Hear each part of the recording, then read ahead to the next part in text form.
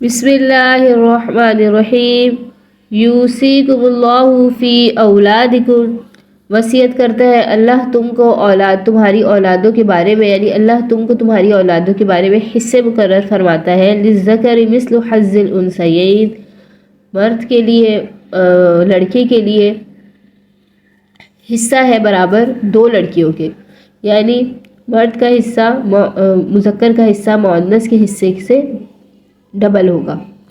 فَإِن كُنَّ نِسَاءً، پھر اگر ہو لڑکیاں بیٹیاں، فَوْقَ اثْنَتَيْنِ، دو سے زیادہ، فَلَهُنَّ ثُلُثًا، تو ان کا حصہ ہوگا ثلثا، ما ترکہ، جو بھی وصیت جو ہے ترکہ چھوڑے، ثلثا دو تہائی۔ وَإِن كَانَتْ وَاحِدَةً، اور اگر ہو ایک ہی بیٹی، واحدتاً مؤنث کا آیا ایک بیٹی ہو، فَلَهَا النِّصْفُ، تو اس کو ملے گا آدھا، جائیداد میں سے آدھے حصے کی وہ وارث ہوگی، صرف ایک بیٹی ہی ہے۔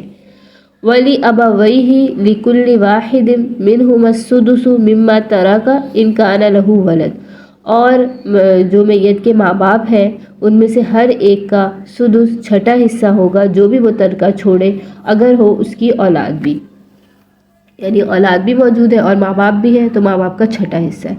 فَإِن لَّمْ يَكُن لَّهُ وَلَدٌ وَوَرِثَهُ أَبَوَاهُ، پھر اگر نہ ہو اس کی اولاد تو وارث اس کا باپ ہوگا، میت کا باپ وارث ہوگا۔ فَلِأُمِّهِ الثُّلُثُ، اور اس کی ماں کو ثلث حصہ ملے گا، ثلث ایک تہائی، ثلثا دو تہائی۔ فَإِن كَانَ لَهُ إِخْوَةٌ، اور اگر ہو اس کے بھائی، فَلِأُمِّهِ السُّدُسُ، تو ماں کو چھٹا حصہ ملے گا، مِن بَعْدِ وَصِيَّةٍ، وصیت کے بعد، جو بھی وصیت اس نے کی ہے، یوصی بہا، اس کو ادا کرنے کے بعد، او دین، یا قرض وغیرہ کی ادائیگی کے بعد جو حصہ بچے گا ترکہ بچے گا اس میں سے حصہ دیا جائے گا۔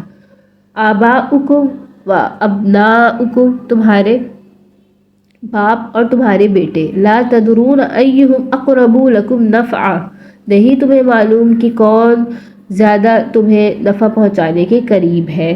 فریضۃ من اللہ، یہ حصے اللہ کی طرف سے فرض ہو چکے، مقرر ہو چکے ہیں یہ حصے۔ ان اللہ کان علیما حکیما، بے شک اللہ تعالی جاننے والا ہے، حکمت والا ہے۔ پہلے آپ بنیادی چیز سمجھ لیں اس آیت کو سمجھنے کے لیے کہ نصف کہتے ہیں آدھا حصہ، ثلث کہتے ہیں ایک تہائی حصہ، 1/3، ثلثا کہتے ہیں دو تہائی حصہ، 2/3۔ پھر ربع آگے اگلی آیت میں آئے گا، اس سے بات پڑھ کے، ربع کہتے ہیں چوتھا حصہ، چوتھائی حصہ، سدس کہتے ہیں چھٹا حصہ، سمن بھی آگے آئے گا انشاءاللہ، سمن کہتے ہیں 8واں حصہ۔ تو اب ایک تو ہے کہ اگر ایک بیٹا ہو صرف میت کا اور کوئی بھی نہ ہو، صرف اس کا بیٹا ہی ہے میت کا، تو تمام جائیداد اس کو مل جائے گی۔ دوسری صورت کہ صرف ایک بیٹی ہی ہے تو مال میں سے آدھا مال، نصف اللہ نے مقرر کر دیا بیٹی کو ملے گا، کس قاعدے کے مطابق؟ جو سب سے پہلے بتا دیا کہ اللہ نے تمہاری اولاد میں حصے مقرر کر دیے، للذکر مثل حظ الانثیین، اگر ایک بیٹا ہوتا تو تمام اس کو مل جاتی، اب اگر صرف ایک ہی بیٹی ہے تو آدھی ملے گی، تو مذکر کو دگنا ملتا ہے مؤنث سے، تو یہ قاعدے کے مطابق ہو گئی۔ آپ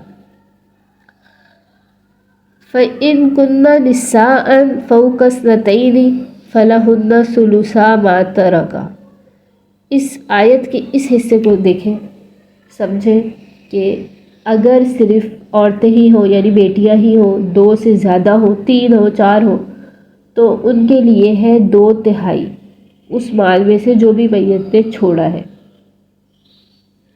اگر ایک ہو تو آدھا ہے، یعنی پچھلی آیتوں میں ہم نے جو اس سے پہلے پڑھا تو وہ اللہ نے بتایا کہ میت کے جو بھی رشتہ دار ہیں ان کے وارث ہونے کا ذکر تھا کہ بیٹے بھی وارث ہیں، بیٹیاں بھی وارث ہیں، ماں باپ بھی وارث ہیں، تو حصہ ملے گا۔ اس آیت میں اللہ نے ان کی تفصیل بیان فرمائی، جیسے پہلے اللہ نے یتیموں کے حق کا بتایا تھا، پھر اللہ نے اقارب میت میں بتا دیا کہ اگر کوئی یتیم ہو تو اس کا حصہ تو زیادہ اچھی طرح اہتمام سے احتیاط سے دینا ہے، اہل عرب کی قدیم رسم کے مطابق ایسا نہیں کرنا کہ ان کو میراث سے محروم کر دے، یہ ظلم ہے، گناہ ہے۔ اب اللہ نے سب سے پہلے جو حصے بیان فرمائے یہاں فی اولادکم، تمہاری اولاد کے بارے میں اللہ تمہیں بتاتا ہے کہ ان کے کیا حصے ہیں۔ اولاد کے بارے میں بیان فرمائے کہ اگر کسی میت کی اولاد بیٹا بیٹی دونوں ہیں تو ان کے میراث دینے کا یہ قاعدہ ہے مثل حظ الانثیین، اس کو ذہن میں رکھیں کہ ایک بیٹا اور دو بیٹیوں کے حصے برابر حصہ پائے گا، یعنی ایک بیٹے کو ڈبل ملے گا بیٹی سے، تو ایک بیٹا دو بیٹیوں کے برابر حصہ پائے گا۔ مثلا اگر ایک بیٹا اور دو بیٹیاں ہوں تو نصف مال بیٹے کا ہو گیا، اور نصف میں سے بھی دو حصے کریں گے، نصف میں سے دو حصے کریں گے، یعنی نصف دونوں بیٹیوں کا ہوگا آدھا آدھا، نصف میں سے بھی دو کریں گے، پھر ایک ایک بیٹی کو دیں گے، ایک دوسری بیٹی کو۔ اور اگر ایک بیٹا اور ایک بیٹی ہے، ایک بیٹا ہے اور ایک بیٹی ہے، تو جو ایک بیٹی ہے اس کو ایک ثلث ملے گا اور بیٹے کو دو ثلث ملے گے، یہ بھی مثل حظ الانثیین کے مطابق، یعنی مذکر کو دگنا ملے گا مؤنث سے۔ ایک بیٹا ہے اور ایک بیٹی ہے تو بیٹے کو دگنا ملے گا، بیٹی کو سنگل ملے گا۔ یعنی اس کو آپ یوں سمجھ لیں کہ ایک سیب ہے اور اس کے 3 ٹکڑے کیے گئے، تو بیٹے کو 2 ٹکڑے دیے گئے اور بیٹی کو 1 دیا گیا، یعنی 3 ٹکڑے کیے تو وہ ثلث ہو گیا، 3 حصے ہو گئے۔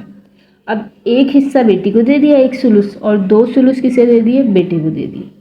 تو یہ آپ ثلث کو ذہن میں رکھ لیں کہ یہ 1/3 ہے، 1/3۔ آگے یعنی اگر کسی میت نے اولاد میں صرف بیٹیاں ہی چھوڑی ہیں اور بیٹا ہے نہیں، کوئی بیٹیاں ہی چھوڑی ہیں، تو وہ اگر 2 سے زیادہ ہو تب بھی ان کو 2/3 ملے گا، 2 ہو یا 2 سے زیادہ ہو تو ثلثا، تو ان کو 2/3 حصہ ملے گا جو بھی میت نے جو ہے ترکہ وغیرہ چھوڑا۔ ایک ہی بیٹی ہے میت کی اور اس کے ساتھ بیٹا کوئی نہیں ہے تو اس کو آدھا حصہ ملے گا، اور اگر بیٹا بیٹی میں سے جیسے پچھلے ہم نے ابھی پڑھ لیا بیٹا اور بیٹی دونوں موجود ہیں تو پھر بیٹے کو جو ہے دگنا ملے گا، بیٹی کو کم ملے گا۔ اب یہاں صرف بیٹی ہے تو آدھا اس کو مل جائے گا، اب 2 بیٹیاں ہیں تو پھر ان کو ثلثا 2/3 ملے گا، 2/3۔ ولی ابویہ لکل واحد منہما السدس مما ترک ان کان لہ ولد، اور ماں باپ کے لیے میت کی ہر ایک میں سے ان کا چھٹا حصہ ہے، یعنی ماں کا باپ کا چھٹا حصہ ہے اگر اس نے جو ہے اولاد چھوڑی ہو، اولاد بھی موجود ہو۔ فإن لم يكن له ولد، اور اگر اولاد نہ ہو تو وارث اس کا باپ ہوگا، فلأمہ الثلث، اور اس کی ماں کو ثلث حصہ ملے گا، یعنی 1/3، سدس کا آدھا، 1/3۔ فإن کان، یہاں تک ابھی دیکھیں اس کو کہ اللہ نے والدین کا حصہ بتایا کہ ماں باپ کی میراث کی 3 صورتیں بیان فرمائی۔ پہلی صورت کا خلاصہ یہ کہ اگر میت کی اولاد ہو، بیٹا یا بیٹی، تو میت کے ماں باپ کو ترکے میں سے ہر ایک کو چھٹا حصہ ملے گا۔ اولاد موجود ہے تو فإن کان لہ ولد، اولاد موجود ہے تو چھٹا حصہ ملے گا۔